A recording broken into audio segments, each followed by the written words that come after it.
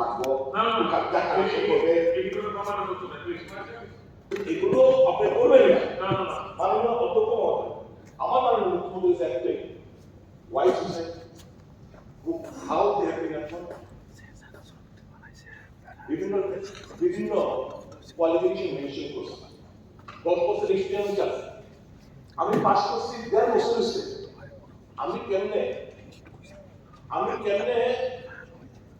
আমি 10 বছরের এক্সপিরিয়েন্স আমি জমা দিলাম, কেমনে আমি চাকরিটা পাইলাম?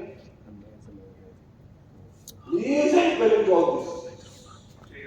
This money is for the socio-economic upliftment of the indigenous people of the state. This is not for loophole. মাননীয় অধ্যক্ষ মহোদয়, এবার কমপ্লিট করতে আমি শেষ করে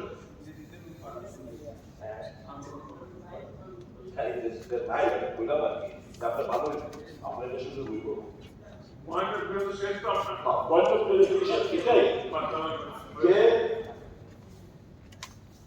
এত বড় যে একটা ঘটনা চলছে, আমাকে সিম্পল সাবজেক্ট থাকবো, আপনি পার্সোনালি নিচে উদ্যোগ নিয়ে টোটাল আপনি এটা অনুসন্ধান করেন, ঠিক আছে? এবং এই টাকা যে অর্থে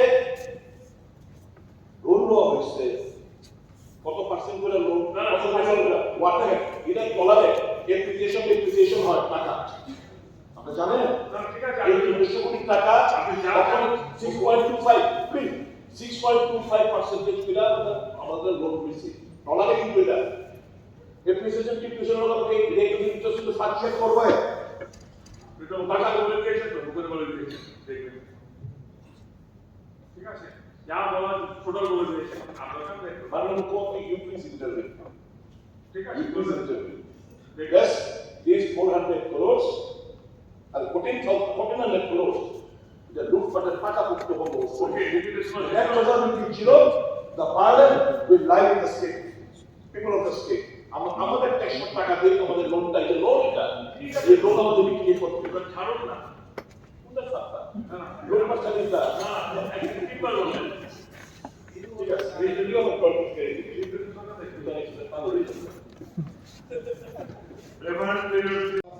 সুদীপ বর্মনকে আমি বলতে চাই যে ওনার যে সম্পত্তি আছে, উনি যে বর্ধমান মোহনপুরের যে সম্পত্তিগুলি যে কিনছে, ওনারও সব আমরা জানা আছে।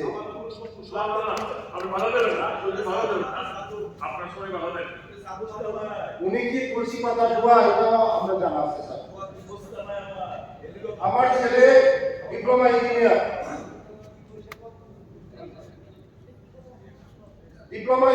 আমার ছেলে, আমার ছেলের নামে আমি এই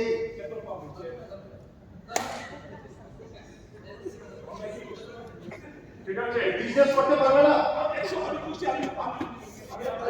বিশেষ করে আমি বলছি আপনার ছেলে দিয়ে পেট্রোল পাম্প দিটা আগে ভাগ করছে এই কথা বলছি, আপনার বুয়ের পেট্রোল পাম্পে দিটা ভাগ করতে চাইটা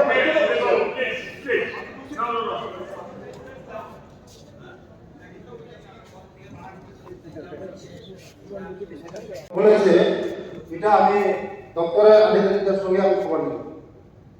থ্যাংক ইউ স্যার। ঠিক আছে।